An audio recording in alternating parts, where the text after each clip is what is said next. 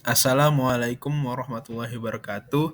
Perkenalkan nama saya Muhammad Mufli dari Teknik Perkapalan 2022 dengan NPM 220606622226. Malam hari ini saya akan mempresentasikan terkait tugas besar akhir yaitu di perusinan mata kuliah perusinan kapal yaitu desain ship drive train shift drive train yaitu engine selection, terus shaft calculation dan juga bearing calculation dan tentunya gear calculation. Oke, sebelumnya saya akan menjelaskan terkait principal dimension dari kapal saya sendiri. Oke, pertama adalah yang kita mendapatkan yaitu principal dimension di kapal raksasa saya. Yang harus diperhatikan di sini adalah kapal saya memiliki DWT sebesar 2.800 tons serta displacement sebesar 4.353,49 tons. Nah, kita membutuhkan apa sih? Kita membutuhkan daya propulsi untuk mendorong kapal kita sebesar 14 knots. 14 knots itu surface speed-nya dan bukan max speed. Nah, oke, lanjut. Ini ada terkait ship drive train-nya ya. Jadi ini hanya skematik mudah dari apa namanya skematik mudah dari ship drive train-nya, itu ada engine, reduction gear, bearing, seals dan juga propeller ya pastinya. Oke, lanjut ke engine selection. Nah, di sini saya melakukan kalkulasi menggunakan metode kapal pembanding ya dari tugas merancang kapal. Nah, eh, didapatkan di sini yaitu kebutuhan kapal saya untuk bergerak di 14 knot di service nya adalah SHP sebesar 3.640 kilowatt dan juga 4.949 kilowatt untuk brake horsepower-nya. Oleh karena itu, saya mengambil engine MAN 7L 3244CR yang mempunyai RPM sebesar 750 serta 4.060 kilowatt dan juga BHP sebesar 5.444,46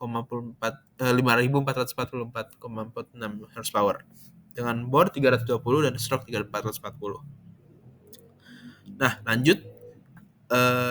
lanjut ke slide selanjutnya, kita akan bahas gear. Nah, di sini kita akan menghitung reduction gear.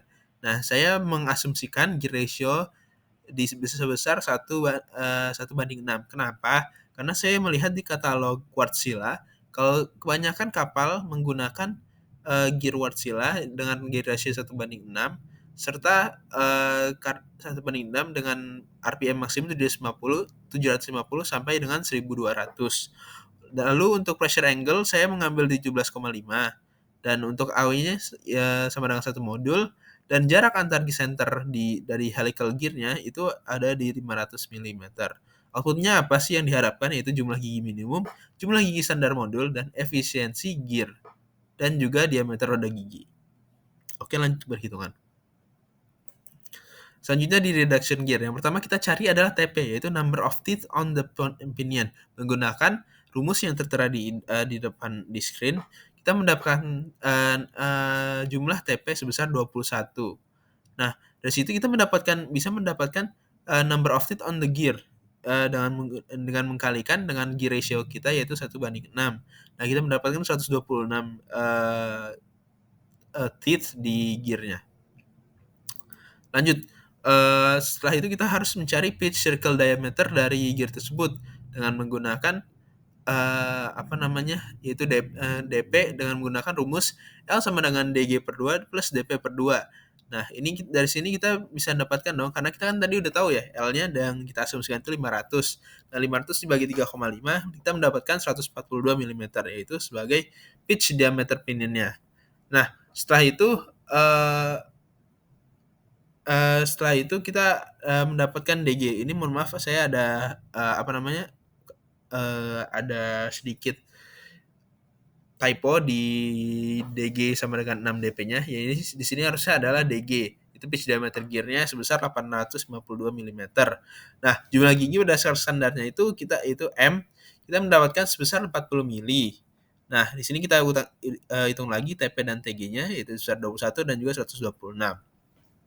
Nah, diameter roda giginya itu saya, menentukan ya, karena kalau di katalognya Wärtsilä, kebanyakan offset dari gear-nya itu sebesar, 800 sampai 900 milimeter untuk engine yang beroperasi di 750 RPM. Oleh karena itu saya mengusahakan agar, diameternya sebesar 1600, yaitu masuk di range 800 milimeter sampai sampai 900 milimeter di offsetnya. Gitu sih untuk diameter roda giginya.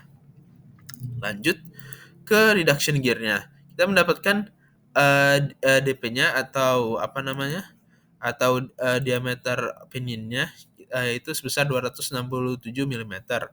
Dan efisiensi gearbox-nya sebenarnya mudah. Kita tinggal bagi aja tadi SHP di awal dan juga BHP di awal untuk mendapatkan efisiensinya. Insya Allah mesin saya mendapatkan efisiensi sebesar 78%. Lanjut ke shaft. Nah, ini shaft itu perhitungannya saya lakukan di tugas perancang kapal juga, yaitu menggunakan beberapa metode. Tapi ini adalah outputnya, itu torque transmitternya ada segini, dan juga ada diameter ratio-nya 0,9, terus juga saya mendapatkan diameternya itu 218 mm, dan untuk inner diameternya 196. Itu sih untuk shaft. Dan ini juga mungkin untuk materialnya ya. Jadi saya milih material density sebesar 7.850 kg per meter kubik. Dan juga ini bending moment dan twisting moment dari engine shaftnya insya Allah bisa memperkuat apa namanya, menahan twisting moment dan bending moment. Lanjut ke bearing. Jadi untuk bearing tersendiri, saya membuat skematik mudah ya, skematik load bearing load, yaitu di sini di bagian A itu ada jarak 4 meter dari bearing A ke propeller, terus juga ada jarak 2 meter dari bearing A ke bearing B sebagai sebagai titik acuan. Nah, di sini kita mendapatkan kalau misalnya karena kita belum tahu kan BY dan AY itu berapa. Nah, bisa didapatkan kalau misalnya BY itu sebesar 173,3 kN dari sigma moment, dari persamaan sigma moment sama dengan 0. Dan juga setelah itu kita substitusikan ke formula sigma FY sama dengan 0 agar kita mendapatkan nilai 303,3 kN untuk AY. Nah, kesimpulannya apa sih? Kita harus melakukan bearing selection ya, itu dari katalog-katalog perusahaan. Nah, dari sini saya mendapatkan produk bearing yang menurut saya mencukupi untuk kapal saya. Nah, di sini itu ada namanya bearing K-shape. K-shape ini itu self-lubricating spherical bearings, dan dia itu bisa menahan static limitsnya kan kalau di sini kita lihat 303,3 kN ya. Dan kurang lebih itu jika dikonversikan menjadi apa namanya pounds itu ada di 65.000 pounds. Nah, oleh karena itu saya mencari di katalog yang melebihi tapi tidak terlalu melebihi, karena jika terlalu besar mungkin akan memperberat kapalnya dan juga memahalkan konstruksi kapal sendiri. Oleh karena itu saya cari yang nggak terlalu tinggi. Di sini itu saya udah mendapatkan bearing KNR CN series Nero, itu dia bisa menahan static limit 79.300 dan juga static ultimate-nya itu 118.900 dan dynamic load-nya sebesar 36.000 pounds. Mungkin itu aja dari saya. Mohon maaf jika ada kesalahan. Wassalamualaikum warahmatullahi wabarakatuh.